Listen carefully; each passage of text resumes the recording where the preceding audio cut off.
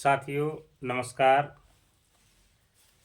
एक बार एक छोटा सा गांव था।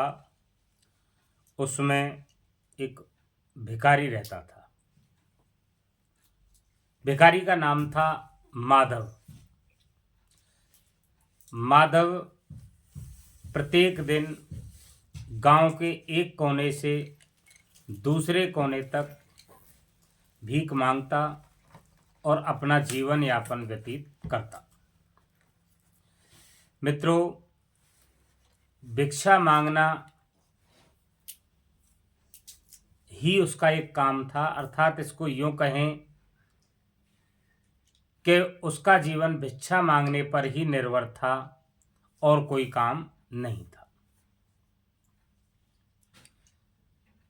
रोजाना एक गांव के एक कोने से दूसरे कोने तक भिक्षा मांगता और जो भिक्षा में सामान मिलता उससे अपने बच्चों का भरण पोषण करता रहता था। एक दिन की बात, वह सुबह रोजाना की तरह उठा और रास्ते में सड़क पर चलता जा रहा था। उस दिन उसको बड़ा अजीब सी फीलिंग हो रही थी। जैसे जैसे वो चलता जा रहा था, सुबह की बात थी और उसको एक शानदार रथ आता हुआ दिखाई दिया। जैसे ही रथ आया, उसके पास आया, सामने आकर उसके सामने जैसे ही रुका तो उसको बड़ा अच्छा लगने लगा। उसने सोचा कि इतना शानदार रथ है, इस रथ में निश्चित रूप से राजा होगा और उस राजा से आज मैं जी भर के कुछ ना कुछ मांगूंगा। अत्यंत प्रसन्न हुआ। जैसे ही रथ उसके पास रुक करके राजा जब उसकी तरफ आने लगा तो उस भिखारी को और भी अधिक प्रसन्नता हुई। आश्चर्य भी हुआ कि राजा स्वयं मेरे पास आ रहा है। मित्रों, जैसे ही राजा आने लगा तो राजा नीचे झुका और नीचे रखी हुई इस झोली को उठाया और उस झोली को उठा करके उस भिखारी के सामने रख दिया और कहा कि आप मुझे कुछ भी इस झोली में डाल दें, जो भी आपके बस की है उस भिक्षा को आप डाल दें। भिखारी कहने लगा, ये क्या हुआ? ये तो बिल्कुल उल्टा हो गया। मैं तो सोच रहा था कि मैं खुद राजा से मांगूंगा और अब ये राजा स्वयं मुझसे मांग रहा है। भिखारी ने कहा, राजन, मेरे पास कुछ नहीं है, मैं तो स्वयं भिखारी हूं और भला मैं आपको क्या देने लायक हूं। वैसे आपको बता दूं कि उस भिखारी की झोली काफी भरी हुई थी, लेकिन भिखारी लालची था, बहुत बुद्धिमान था। वो भीख मांग करके अपना जीवन यापन भले ही व्यतीत कर रहा था, लेकिन वो बहुत चालाक भिखारी था। राजा ने जब उससे काफी अनुनय विनय निवेदन किया कि भाई, मेरे राज्य में एक बहुत बड़ा संकट आने वाला है, राज के ज्योतिषियों ने ये बात कही है कि आप सुबह रथ लेकर के ब्रह्म मुहूर्त में निकलिए और जो पहला व्यक्ति मिले उससे भिक्षा मांगिए।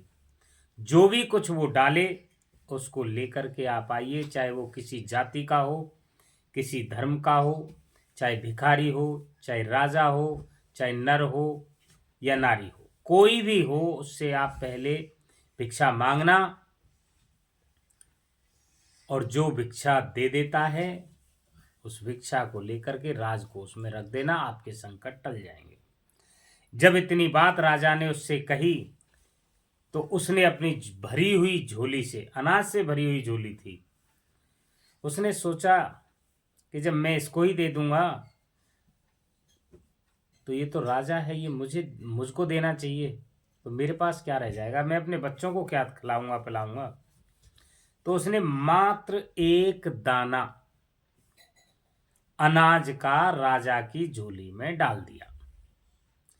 राजा उस एक अनाज के दाने को प्रसन्नता पूर्वक लेकर के अपने राज दरबार में चला गया। मित्रों, समय निकलता गया। भिखारी श्याम को जब अपने घर पर पहुंचा तो उसकी पत्नी बड़ी प्रसन्न थी। पत्नी ने उस भिखारी से कहा कि आज तो आपकी शहर में बहुत ज़्यादा चर्चाएं हो रही हैं, क्योंकि राजा ने स्वयं आपसे आकर के भीख मांगी है। आप कितने धन्य हैं कि एक राज का, इतने बड़े राज का राजा आपसे भीख मांगता है। आपको खुशी होनी चाहिए, आपको गर्व होना चाहिए। वो भिखारी बड़ा चालाक था, लेकिन उसको तो गुस्सा इस बात पर आ रही थी कि राजा ने मुझे कुछ नहीं दिया। राजा से मैं मिला भी, लेकिन मैं कुछ मांग नहीं सका। इस बात से वो झुंझला रहा था, गुस्सा भी हो रहा था। तो जो झोली में अनाज के दाने थे उसने वो गुस्सा पूर्वक अपनी पत्नी के सामने फैला दिए। जैसे ही वो अनाज के दाने फैलाए तो जो एक दाना अनाज का उस राजा को दिया था, उस एक दाना सोने में बदल गया, गोल्ड, सोने में बदल गया। उस झोली में एक सोने का दाना मिला और ऊपर से आकाशवाणी हुई कि बेटा, तुमने मौके को गुजार दिया, आपने मौके का फायदा नहीं लिया, क्योंकि आपने एक दाना ही अनाज का राजा को दिया था, इसलिए बदले में आपको एक सोने का दाना हमने आपकी झोली में डाल दिया है।